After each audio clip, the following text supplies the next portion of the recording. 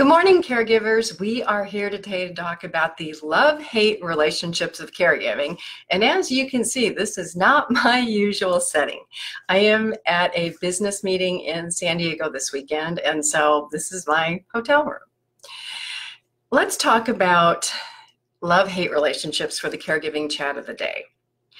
Many of us care for aging parents, spouses, loved ones, and on any given day, we may feel like we love the person that we're caregiving for, and on any given day, we may feel like we hate the person we are caregiving for. Caregiving is this up and down situation. It's like being on a roller coaster, a teeter-totter, some type of amusement ride, and you never know what to expect. And sometimes it makes you feel like you're sick to your stomach because you just don't know what to do. So here's a couple of tips. One tip is to take the perspective that imagine that caregiving is over. Imagine that your loved one has passed away and now you're having to remember what life was like before. I can tell you that for me, I remember the last phone call I had with my mom before she passed away, phone call with my dad, the last time I talked to my sister before she was killed in a car accident. I remember those things as if they happened yesterday. So fast forward 5 years, 10 years, your loved one's gone. How would you feel and what would you want to remember, which are the good things? The second tip is just to find time for a quick caregiving break or to get away, even if you have to call a friend, go for a cup of coffee. I am blessed here this weekend because I had a business meeting and I get to spend today with two of my best friends in the world. And so we're going to go out in a couple hours and just run around San Diego and see some of the sights. Maintaining friendships in caregiving is so important because many times caregiving takes over our life and we lose friendships. We don't have time for friendships. We don't take care of ourselves. Our health fails. We as a caregiver become so isolated, and the person we care for becomes isolated too.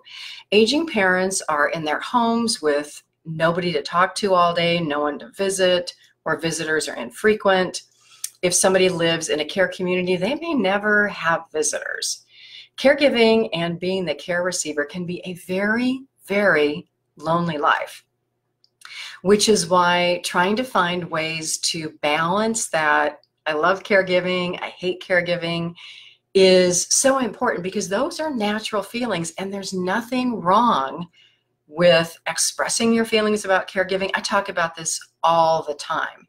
It is so important to be able to talk about caregiving and to not deny that, you know what, I am having a really bad day today. Caregiving is getting on my last nerve and I really wish that I wasn't a caregiver today. That's okay, because aging parents feel the same way. They may be angry at a son or a daughter and say, oh, I hate my son or daughter today because they were supposed to show up and they didn't, or they were supposed to pick up my prescriptions and they didn't, or I just don't feel well today and I wish all this was over.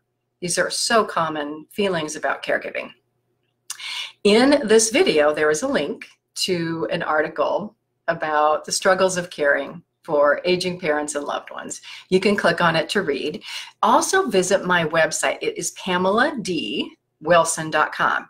There is a library on there with over 30 categories of information to support caregivers and care receivers. And you can also sign up for my free caregiving support group, which is next Saturday morning. So don't forget, join me there. I'm happy to answer your questions. And if there are other videos or other topics that you would like to see me do videos on, please post here, please comment. I do come back and watch these. I'm Pamela Wilson. I help caregivers and aging adults solve caregiving problems. Have a fabulous day, and I will see you tomorrow, same time, same place, just about, for another video. Have a great day.